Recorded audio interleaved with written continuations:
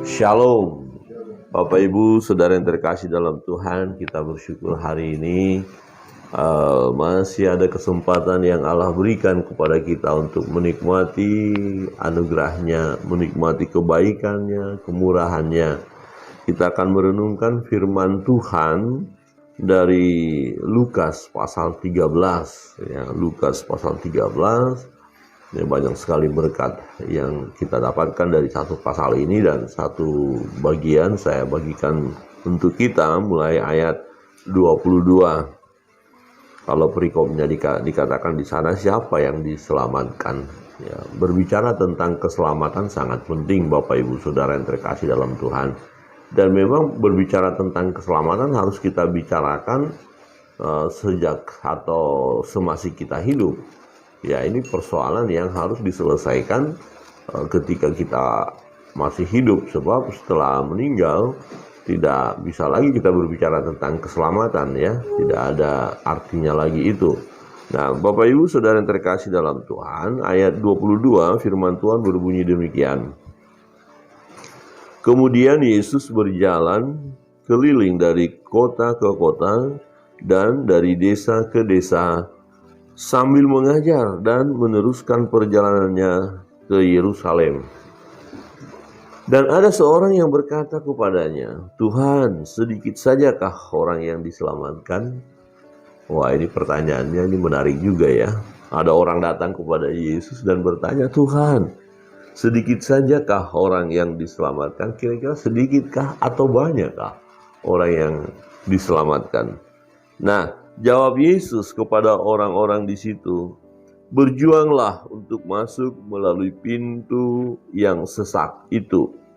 Sebab aku berkata kepadamu, banyak orang yang akan berusaha untuk masuk tetapi tidak akan dapat."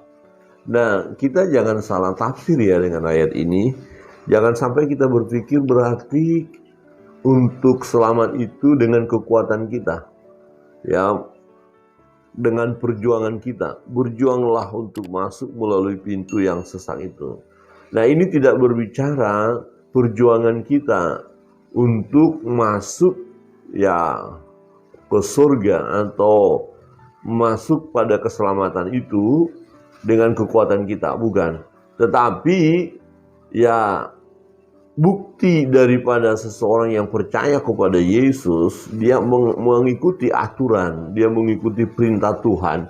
Ya, di situ yang dimaksud kita berjuang, mempertahankan iman kita, berjuang melakukan sesuai dengan firman Allah. Itu memang kita harus berjuang. Jadi tidak bisa berkata, "Oh, saya percaya Yesus," kemudian berhenti hanya sampai di situ saja. Tidak.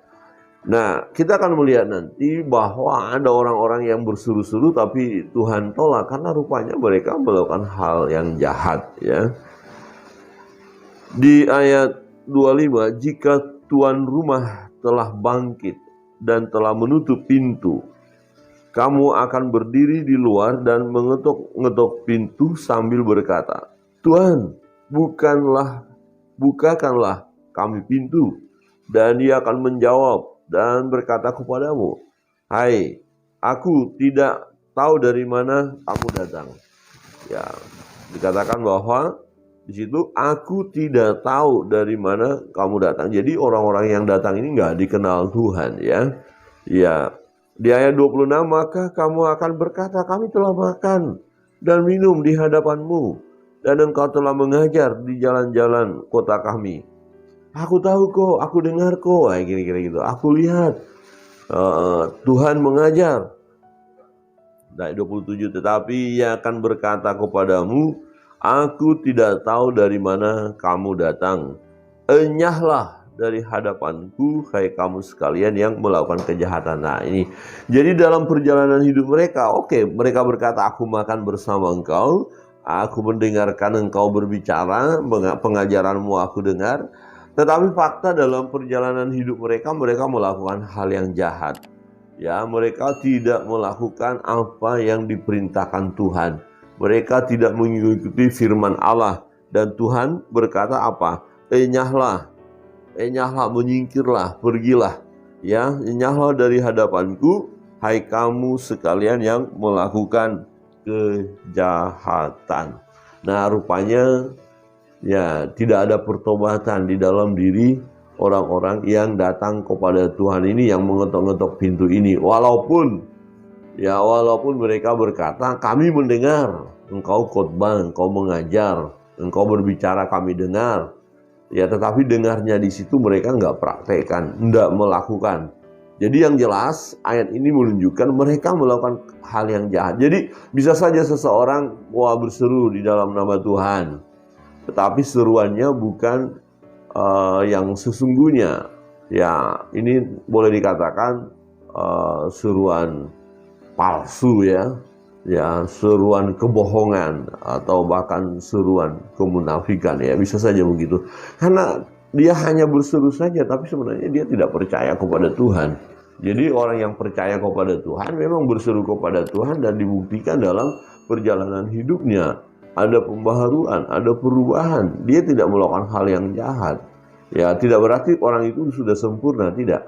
Tetapi ada pertobatan yang dilakukan orang itu.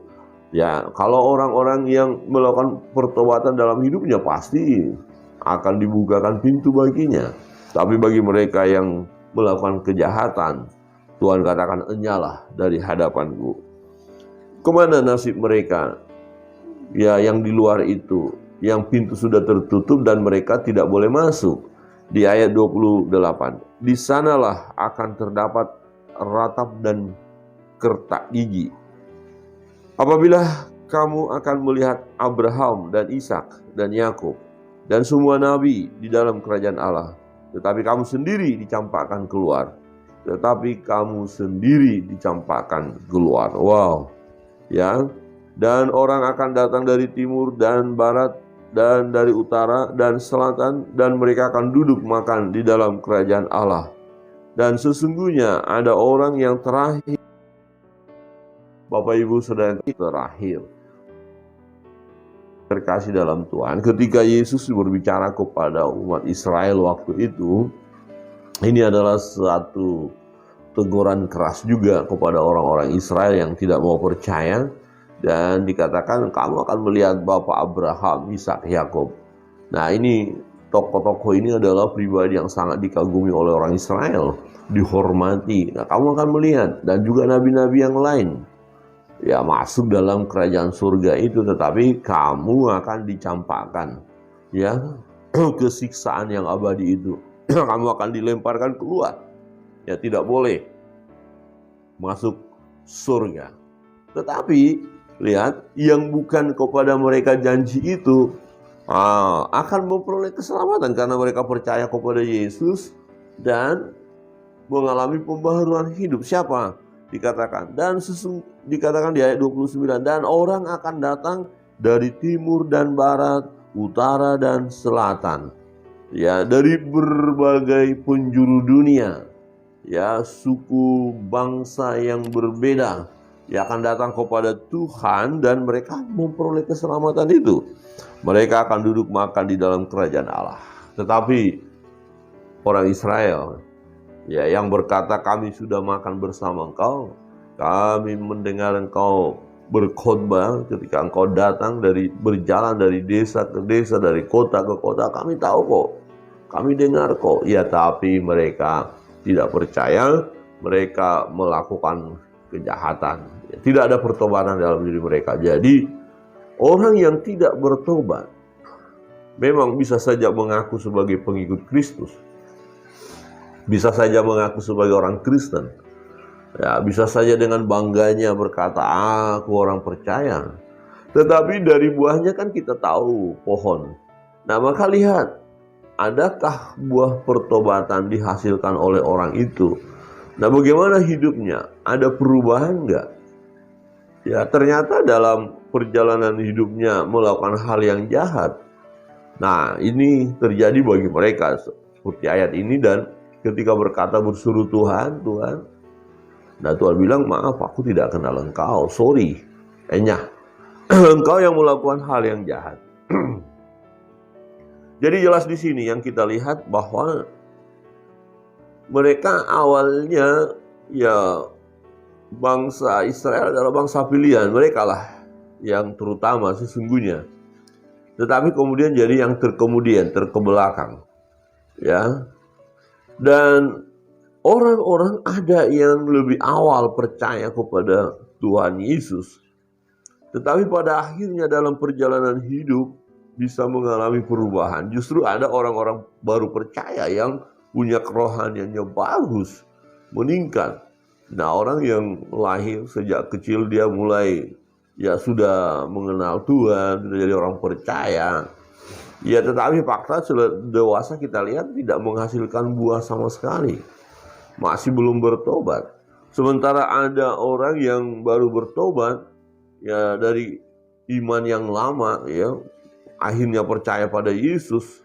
Nah, imannya dan perbuatannya terlihat jelas sekali. Ya, dari perbuatannya bertumbuh dia. Ada buah-buah yang dihasilkan. Nah, ini yang dimaksud bahwa dan sesungguhnya ada orang yang terakhir yang akan menjadi orang yang terdahulu, dan orang yang terdahulu yang akan menjadi orang yang terakhir. Jadi tidak perlu kita bangga ya berkata, oh saya sudah lama jadi orang Kristen, oh kakek nenek, opa oma baik Kristen, oh papa mama Kristen, saya pun dalam kandungan Kristen. Jangan bangga kalau kita mengaku hanya sebagai orang Kristen yang sudah cukup lama, tetapi dalam perjalanan hidup kita, tidak ada perubahan, tidak ada pertobatan, hanya melakukan yang jahat. Bagaimana kita bisa masuk kerajaan surga? Bisa jadi Tuhan katakan nanti nyalah, aku tidak mengenal engkau. Jadi dibutuhkan pembaharuan hidup hari lepas hari. Bukan itu yang membuat kita selamat, bukan pekerjaan kita, enggak. Yang membuat kita selamat adalah percaya kepada Yesus, itu jelas. Satu-satunya jalan keselamatan adalah percaya kepada Yesus. Tetapi tanda orang percaya itu, tanda orang beriman itu apa? Nah, iman tanpa perbuatan pada hakikatnya mati. Jadi waktu kita berkata bahwa kita orang beriman, kita orang percaya, kita pengikut Kristus, maka dalam perjalanan hidup kita ada perubahan, ada pembaharuan, ya ada pertobatan. Sehingga Tuhan tidak katakan nanti, nyalah kau melakukan kejahatan. Coba kita renungkan dalam perjalanan hidup kita, ya setelah kita menerima Yesus sebagai Tuhan dan Juru Selamat kita secara pribadi. Coba kalau jujur kita melihat ya. Nah, kita bisa cek, benarkah saya ini sudah percaya Yesus atau enggak? Nah, coba kita lihat dari perjalanan hidup kita. Masihkah hidup lama itu yang lebih dominan? Ya, kelakuan yang jahat itu yang masih mewarnai hidup kita sekarang? Perkataan-perkataan yang tidak baik itu yang terus muncul? Ya, pikiran-pikiran jahat, pikiran kotor itukah yang terus muncul?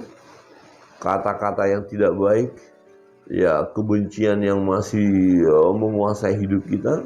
Masih belum bisa memaafkan, masih senang melakukan perjudian, pencurian, kemabukan, pesta pora, apakah itu yang masih dominan?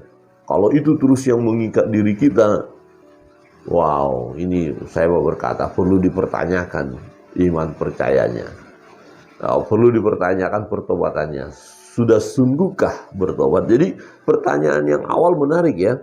Hanya sedikitkah yang masuk surga, yang hanya sedikitkah yang selamat? Nah, sekarang kita lihat aja dari perbuatan. Banyak orang Kristen, tapi saya mau berkata tidak semua orang Kristen masuk surga.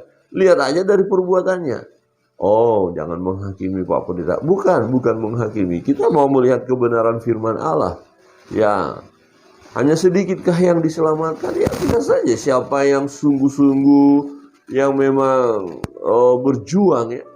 Dikatakan tadi berjuang masuk melalui jalan yang sempit itu. Artinya perjalanan hidup kita kan banyak aturan ini.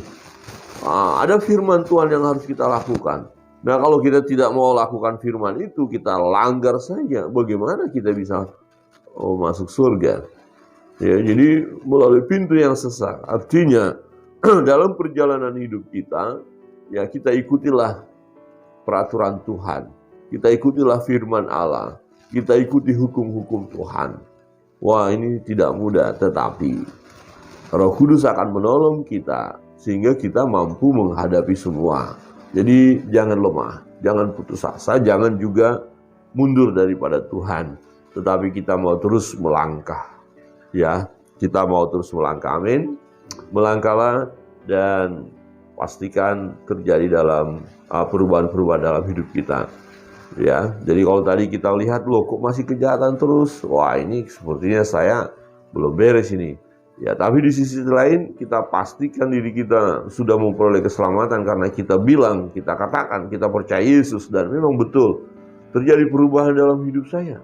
Tadinya saya hidup sesuai dengan kegelapan, saya hidup dalam kekacauan, saya melakukan hal yang jahat, saya tidak mau tahu tentang ibadah, tentang gereja, saya tidak mau tahu dengan firman Allah, tapi wah luar biasa ya, saya sudah mengalami perubahan loh. Otomatis kok hati saya ini kok senang banget beribadah, hati saya ini kok senang mau membaca Alkitab, kok saya udah mulai mau memuji Tuhan, dan ada perubahan, kata-kata saya sudah terkontrol, tidak lagi hal yang jahat, pikiran saya sudah ya semakin membaik ini ya, kita bisa rasakan. Dan ya pesta pora, mabuk-mabukan sudah saya tinggalkan, pencurian sudah saya tinggalkan. Nah, berarti benar kita orang-orang yang sudah diselamatkan karena kita percaya kepada Yesus, dan ternyata kita dapat buktikan dalam perjalanan hidup kita bahwa kita adalah orang-orang yang sudah percaya. Jadi sebagai orang yang percaya inilah perlu perjuangan kita. Jadi bukan perjuangan kita yang menyelamatkan kita, enggak. Jadi Yesus menyelamatkan kita ketika kita percaya kepadanya. Wujud percaya kita adalah kita berjuang. Maka dikatakan, jawab Yesus kepada orang-orang di situ, berjuanglah untuk masuk melalui pintu yang sesak itu. Sebab aku berkata kepadamu, banyak orang akan berusaha untuk masuk, tetapi tidak akan dapat. Jadi dibutuhkan masa ini selagi kita hidup, masa di mana kita mengisi kehidupan kita sebagai orang percaya ya, dengan perbuatan-perbuatan yang menyenangkan hati Tuhan, perbuatan-perbuatan yang sesuai dengan firman Allah. Bahkan kita harus berjuang mematikan keinginan-keinginan daging kita. Dan kita percaya kita bisa lakukan itu karena ada Roh Kudus di dalam diri kita yang akan menolong kita sehingga kita menghasilkan buah. Amin. Tuhan Yesus memberkati kita. Kita akan masuk dalam doa-doa kita. Ya, kita berdoa untuk kehidupan kita supaya terus terjadi pembaharuan. Ya, mungkin masih ada manusia lama yang masih menguasai. Kita berkata, Tuhan, aku mau hidup sesuai dengan firman-Mu. Kehidupan lama aku mau tanggalkan. Aku mau matikan keinginan daging ini. Ya, kemudian kita berdoa supaya iman percaya kita terus ya bertumbuh ya. Terus bahkan kita siap melayani Tuhan, dipakai oleh Tuhan. Kita berdoa untuk beban pergumulan yang ada apapun. Yang sakit kita percaya Tuhan beri kesembuhan, pemulihan. Bergumul mengenai ekonomi, usaha, kita doakan, kita minta Tuhan memberkati. Berdoa untuk keluarga-keluarga, rumah tangga, kita serahkan kepada Tuhan. Dan semua pelayanan kita serahkan kepada Tuhan. Percayalah, Tuhan akan menolong kita. Kita naikkan satu pujian.